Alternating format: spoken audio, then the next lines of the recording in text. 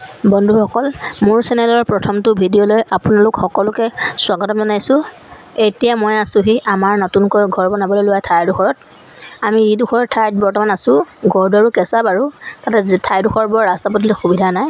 সেইবাবে আমি নতুনকৈ মাটি টুকুৰা ল'লোঁ। সেই কামটো আৰম্ভ আজি 2 বছৰ আগতে কৰা হ'ল, কিন্তু মোৰ গা অসুখ হোৱাৰ বাবে কামখিনি সম্পূৰ্ণ কৰিব নোৱাৰিলে। বাউণ্ডেৰী ৱাল মাৰিয়ে সামৰিবলগীয়া হ'ল। এতিয়া ঠাইখিনি দ যিহেতু সেয়ে মাটি পেলাবলৈ লোৱা হৈছে। 40 গাড়ীমান পেলাব লাগিব আৰু। এতিয়া লাহে লাহে মাটি পেলাইছে। ল'ৰা, মই, দেউতা গোটেইখিনি ইয়াতে আছোঁহি। চায়ো ভাল লাগিছে, মাটি পেলাইছে ছাঁত বহি বহি। এইফালে লেট্ৰিন বাথৰুম ক্লিয়াৰ হৈ আছে। লেট্ৰিন বাথৰুম টাইলছ লগাই ধুনীয়া হৈ আছে। যিহেতু মেইন লেট্ৰিন বাথৰুম লাগিবই, টিউবৱেল লেট্ৰিন বাথৰুম ৰেডি। ল'ৰা দৌৰি গাড়ী আহিছে, দাম পাৰি পেলাইছে। তাৰ চিঞৰ বাখৰ, নতুন ঘৰ বনাম হোৱা গাড়ী এখন আহিছে। গাড়ী 3খন লগোৱা হৈছে, মিনি ডাম্পাৰ। এখন আহিছে, এখন গৈছে, এখন আহিছে, এখন গৈছে, এনেকৈ। আমাৰ আঁতৰে এজন গাঁৱৰে ভাইটি এজন আৰু ওচৰৰে গাঁৱৰ এজন, 3জনে 3খন লৈ মাটি পেলাই আছে। এয়া আমাৰ সূতা পোতা হৈ গ'ল। 9 কোঠালি ঘৰ বনাব। এইফালে সূতা পুতি থোৱা হৈ গ'ল। সৌজন মানুহজন দূৰত থকাজন, তেওঁ আৰু সপোন কি বনাব। কৈ আছিলোঁ ইমান ডাঙৰকৈ ঘৰটো নতৰিবা, অকণ সৰু কৰা। নাই, নুশুনিলে। আজিকালি বোলে ৰুম বেছিকৈ লাগে, ডাঙৰ কৰিলে। এতিয়া কি কৰে কৰিব আৰু। মাটি পেলাইছে যিহেতু লাহে লাহে এটা ষ্টেপকৈ আগবঢ়া হ'ব। সৌজন আহি আছে, পিছত আমাৰ দেউতা, শহুৰ দেউতা। এখন গাড়ী গ'ল, আকৌ এখন আহিব, সেনেকৈ। বহুত কষ্ট কৰে তেওঁ বাৰু। আহি আছে টিচাৰ বাৰু, তেখেতে টিচাৰ কৰে বাৰু, শিক্ষক হয় চৰকাৰী স্কুলৰ। কিন্তু তাক তেওঁ চাকৰি কৰা বুলি ধৰিব নোৱাৰে। তেওঁ নাথাকে সেনেকৈ চাকৰি কৰা মানুহৰ দৰে, নৰ্মেল আমাৰ নিচিনা। সকলোকে মিলি থাকি ভাল পায়। লেট্ৰিনটো আমাৰ বনোৱা লেট্ৰিনটো টেংকিটোত পানী পূৰা জমা হৈ আছে। 10 ফুটমান দ কৰিছিলে, তাতে 5 ফিটমান পানী হৈ আছে। এতিয়া মানে মাটিখিনি ফিল আপ কৰাৰ পিছত মেচিন আনি পানীখিনি উলিওৱা হ'ব।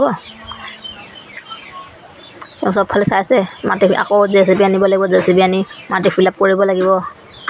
কামখিনি চাই আছে আৰু। এইফালে পাছফালে চাওক ইমান ধুনীয়া সুন্দৰ পৰিৱেশ। ধানৰ কঠীয়াবিলাক ডাঙৰ হৈছে। আকাশ চক ফৰকাল। বন্তিখুৰীও, এজনী আমাৰ বন্তিখুৰী হয়, বন্তিখুৰী গৈ ওপৰত উঠি আছে।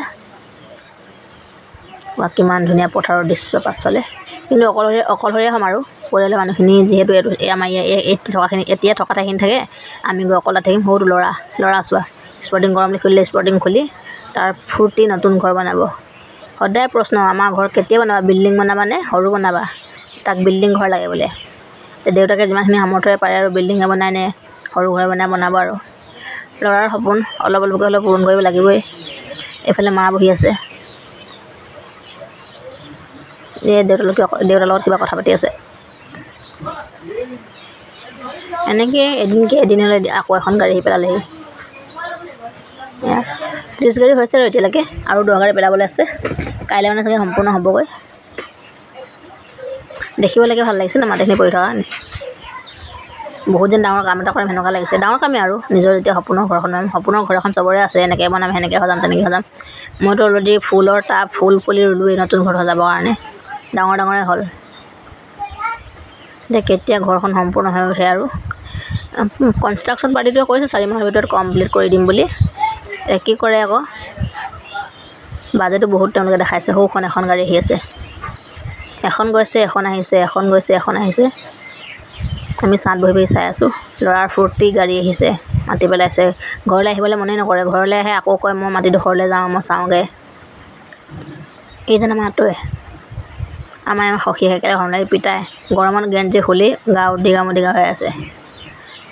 ল'ৰাৰ ফূৰ্তি, তাইৰে মাতি আনিছে, কৈছে। ধৰিব পাৰিছেনে সূতাবিলাক? এই 9টা কোঠালি ঘৰ হয়। মানে এতিয়া এখনেই দিয়া হ'ব আৰু ওচৰত।